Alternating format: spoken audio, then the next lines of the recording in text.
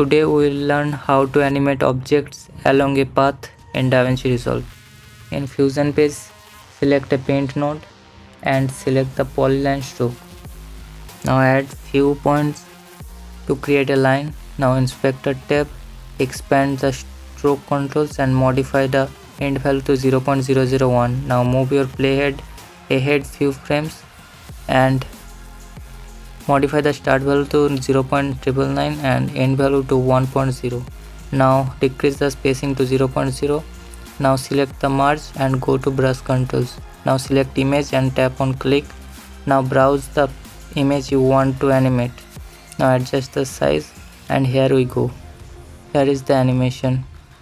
So thank you for watching. If you found this video very helpful, please make sure to like, subscribe, and for more videos stay tuned.